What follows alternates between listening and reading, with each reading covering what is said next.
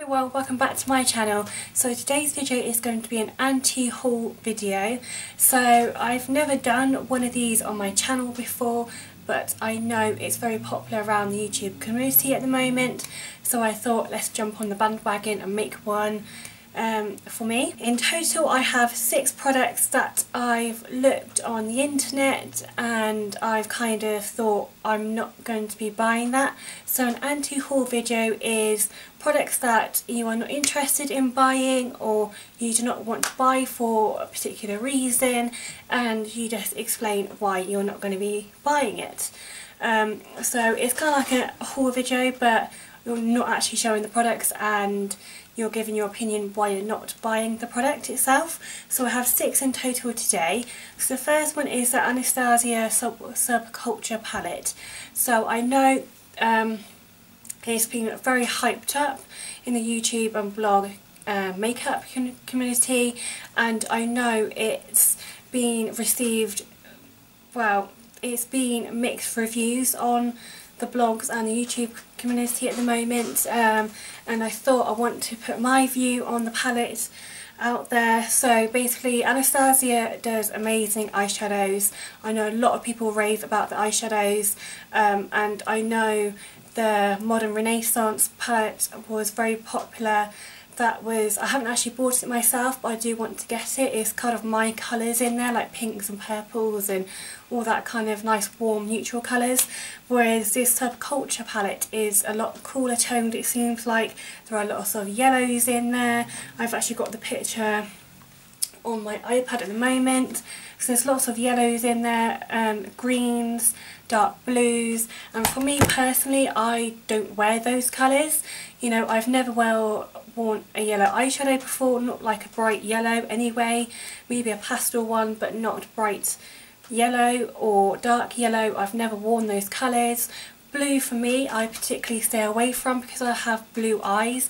I don't really want to clash with my eye colour as such, and yeah, the palette just doesn't seem worth it for me, and it's quite a lot of money for what it is, and if I'm not going to be using it there's no point in me actually buying the palette because it's just a waste of money and I probably won't like it anyway. And I know there's been a lot of reviews on YouTube that have got like mixed reviews, so some are saying it's brilliant palette, some are saying it's powdery, it's very patchy. It all depends on the taste, I suppose.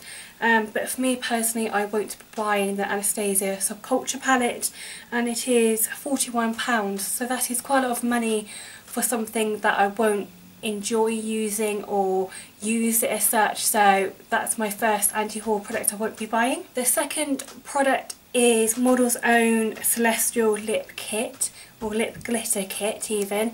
So I think they've launched this for the festival season which has passed, but I watched Tati's video on this product and she did a review on it, she did a demo on it, and for me personally I would not buy it. It's basically you get a lip colour and a glitter to go on the lips, like a proper chunky glitter to stick on your lips, and she says, you know, Tati says that it goes everywhere. You can feel how horrible it is on the lips. It's not exactly a smooth shimmer, it's quite chunky and in your face kind of thing, and it's a nightmare to get off. And even now she says she still finds glitter everywhere. On her makeup table it gets everywhere. So for me personally I won't be buying the Celestial Glitter Lip Kit. Basically it does look nice on some people, but for me, no. This is what some of the lip products, lip looks you can go do. There are 5 different choices. There's a pink one, red one, white one, different colours kind of things. And for me personally, I would not be buying it. It's $6.99, so it's not too bad on price, but for me, I don't like proper glittery lips. I'm quite interested in the Ciate glitter things, whatever you want to call it, because that's not proper chunks of glitter in your lip gloss. I hate chunks of glitter that you can feel on your lips, and if you rub your lips together you can feel it. That's not my ideal of fun, basically, and glitter is a nightmare to get off. Whenever I wear a glitter eye makeup look, it's dreadful to get off, so having a lip one as well, not for me. But some people might like it, it's just what you prefer, I suppose, but for me, no. So another Anastasia Beverly Hills product is a highlighter palette, and you know I love my highlights, so this is quite a strange for me, I suppose, and the one I'm going to be talking about is a Moonchild Glow Kit. So this just launched a couple of weeks or a month or two ago from to the UK. I know in the US it's been out for a while, but obviously UK it comes out later. But yes, I think there's been quite a lot of good reviews on this product, but for me personally, I would not be buying this palette due to the colours and the undertones in it. So that's what Moonchild looks like. So basically, I'll put pictures in anyway so you can see it clearly. But this one, no, there's a really dark lilac, a dark blue. The other colours I could probably get away with, but the dark purple and the dark blue, just no. Maybe light colours, but not that dark for me personally. And there's lots of cool tones in there, and I prefer warmer tones like pinks, white goldy kind of highlights rather than blues or dark lilacs. And for me, I've got pale skin, as you can see, so dark lilac would not look great on me, and you would be able to see the highlights on my cheeks because it would just be a purple line, which would not look nice or blend very nicely. Darker skin tones would suit you, but not for me, and it's £39. So for a palette, I know Anastasia Beverly Hills are brilliant, especially in the highlighter areas, but for me, too dark. I know there is another kind of similar palette called Aurora, that has got a lighter blue in it, a lighter purple, and that's what I probably would get, but not Moonchild because it's too dark for me, and to be honest, I would never use it because it's too dark and expensive for what it is. So the next product is by Zovea, and I know it's a very good company to talk about, but this palette in particular, eyeshadow palette, no. So I know the eyeshadow palettes have been quite popular, so yes, I've never actually bought them, but I do want to get them. They are on my wish list as such. I know they came out with this palette during the summertime, and for me personally I would not buy it. It's because they've got very pastel-y kind of colours, which, to be honest, that reminds me of a clown, and to be honest I don't want to look like a clown. And you know, this could look nice in some respects, but for someone who isn't so confident in makeup, this would not be a palette for me. There's too many pastel colours in here, there's too many bright kind of pastel-y colours, and for me, I would not wear a pastel blue or a pastel green or an orange as such, because that's just, I'm not comfortable with anything like that. So for me, it will be too much.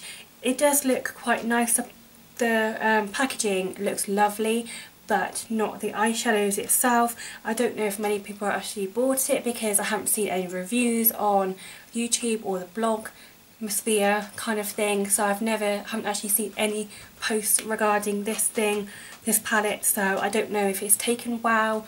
So for me, definitely not. It's £18, which is not too bad compared to the Anastasia palettes, but for me, wrong colours, and we're kind of out of the summer season now anyway. We're going into autumn and winter time now here in the UK, so it's wrong kind of time to buy it as well. And I think it is limited edition, which I do love limited edition products because they come out with brilliant products, but then when you use it up, you kind of want a backup, and you know, and you want to keep using it, so a limited edition isn't that brilliant sometimes.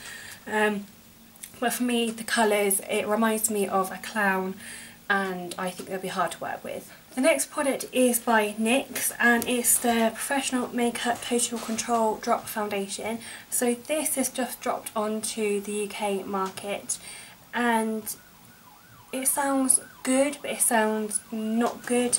I like foundations that come in a tube or in a bottle with a pump, but this one, no, it comes with a dropper lid, which for me I can cope with in a highlighter form or anything like that, but not in a foundation form. I don't have enough time in the mornings to drop out foundation onto my hand and dot it all around. And I've had a look at the reviews on Boots for this foundation, and a lot of people are saying it's very watery and you need to blend it in quite a lot. Obviously it works well with a sponge, with which I use a foundation brush most of the time, and people are saying it's quite watery with a brush and doesn't really go on nicely with a brush. So for me, I would not buy this product because one, it has a dropper, cannot stand droppers in foundation, like it's very awkward, you know, because I need quite high coverage at the moment due to my skin being really bad. You have like dropper and you can drop it on your face or you drop it on your hand, but for me I think it's quite messy and it runs quite a lot, and it's just not great for me. I know it says it's full coverage and velvet coverage, but for me, no, it's just not my kind of foundation.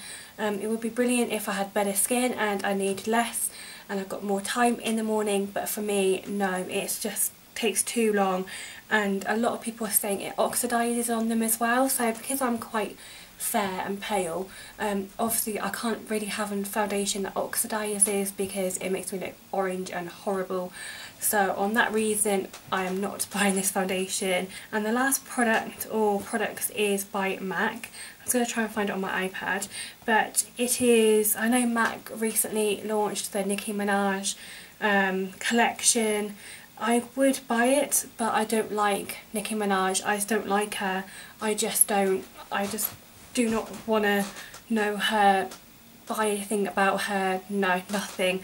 I don't like it. She has got good products, I've got to admit, but I just won't be supporting her because I just don't like her very much. I don't like her music, I just don't like her. And for me personally, I won't be buying the MAC Nicki Minaj because it's just not my kind of thing. And I don't really want to support someone that I don't really like.